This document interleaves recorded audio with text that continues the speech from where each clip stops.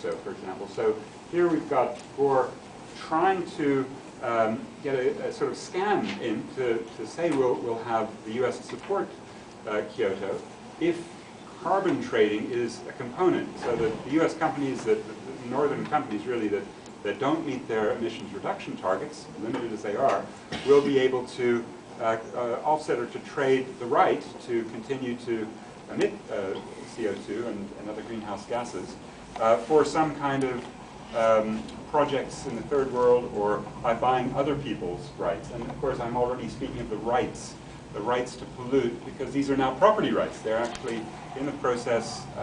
Those who have polluted are kind of given very valuable rights to keep polluting. They're basically given the commodity of the carbon credit. The European Union has adopted this U.S. innovation trading in emissions and is making it work effectively there, says Al Gore in An Inconvenient Truth. This is absolutely wrong, so I'll show you why in just a moment.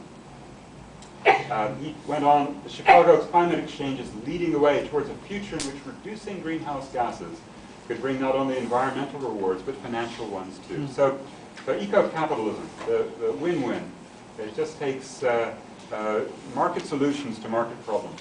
In fact, I want to just show you the basic theory behind this before we review. I think Larry Summers, who was the U.S. Treasury Secretary and then president of Harvard, but when he wrote what you'll see now, he was the World Bank chief economist, senior vice president, in 1991. He was preparing the bank intellectually for going to Rio for the Earth Summit, where it would then gather up all the opportunities to establish funds like the Global Environmental Facility, which in fact the World Bank does run. And this was the secret memo he sent to his colleagues. Some say that another colleague, Lon Pritchett, wrote it, but I think he stood by it, but he sort of said it's ironic. Let's just see what he says. I think the economic logic behind dumping a load of toxic waste in the lowest wage country is impeccable, and we should face up to that. I think the economic logic behind dumping a load of toxic waste in the lowest wage country is impeccable, and we should face up to that. I've always thought that underpopulated countries in Africa are vastly underpolluted. Some of you may have seen this quote. It's really extraordinary. It's an extremist and environmentally racist and really genocidal version, and he's kind of got a whole memo here to say, well, for example, his friends in Cambridge, Massachusetts are earning $1,000 a day, and people in Africa are earning $1 a day. And that's because the marginal productivity of labor, the theory of economists determining where wages are set, means that these Cambridge people are more valuable. If you're going to have toxic waste to do under capitalism, well, don't dump it on the valuable people, because their contribution to world welfare is enormous compared to those in Africa who are not contributing very much at $1 a day. And in any case, as he put it very explicitly here in the rest of the memo, he says some of the effects of toxics, like prostate cancer, you get when you're old. But people in Africa don't get old, they die early, and so they'll be 6 feet under by the time they get their case of prostate cancer. So this man is kind of putting a memo like an economist would. That's just extraordinary in its arrogance.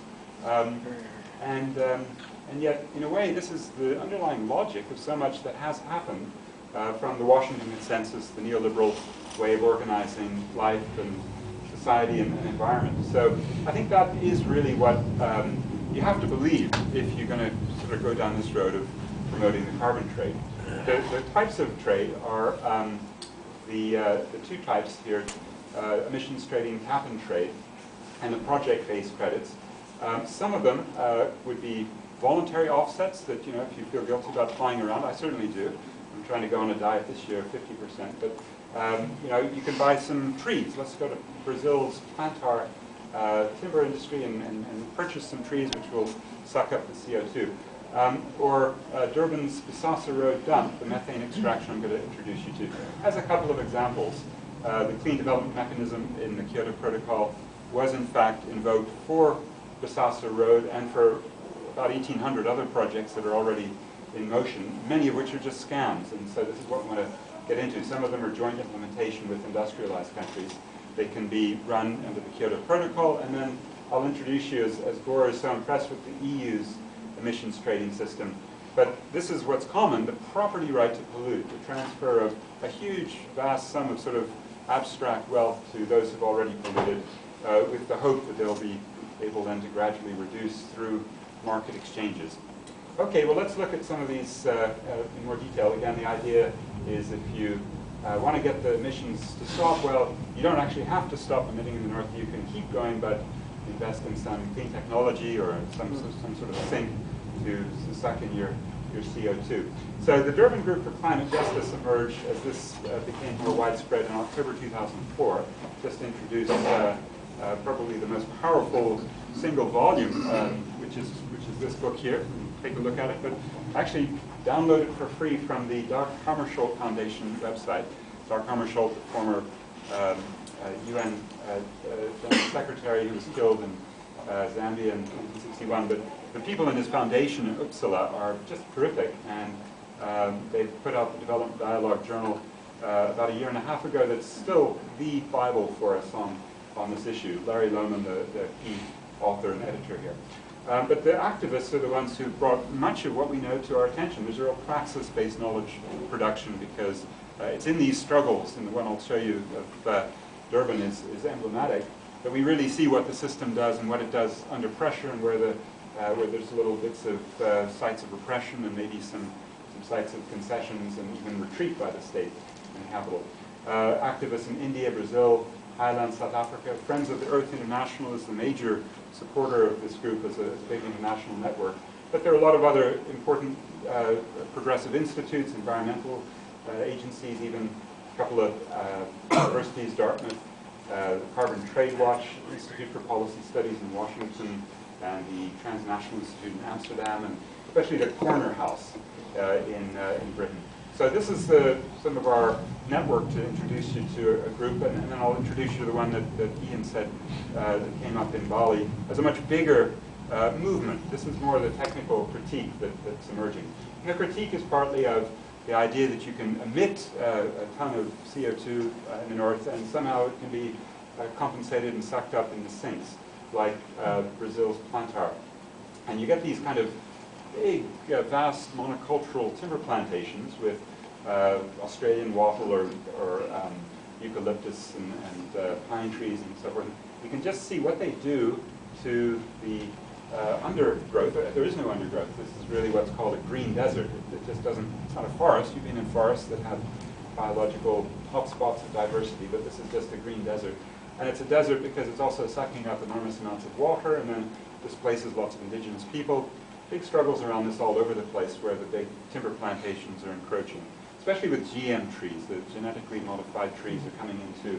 So the thing is, these do get cut down, and then all the CO2 that's been brought in through photosynthesis is emitted. Here's where the plantar trees go to. It's a pig iron, through charcoal, pig iron production that goes back into the motor industry of Brazil. So I don't know kind of why this has been one of the key studies and promoted sites for the voluntary offset industry. Certainly George Monbiot, a great writer from The Guardian, has criticized this effectively. You know, when you drain or you clear the soil to plant trees, you are likely to release some carbon. It's hard to tell how much. Planting trees in one place might stunt trees elsewhere. They dry up the river, which was feeding a forest downstream. Or by protecting your forest against loggers, you might be driving them into another forest. As global temperatures rise, trees in many places begin to die back, releasing the carbon they contain. Forest fires could wipe them out completely. Now, George Monbiot and many others are beginning to, I think, win this battle, and there are very few, I think only 11 timber projects within the whole 1,800 CDMs so far. But it's always a big struggle to say, well, these are really very ecologically and socially damaging. And this is as well. This is where my rubbish goes.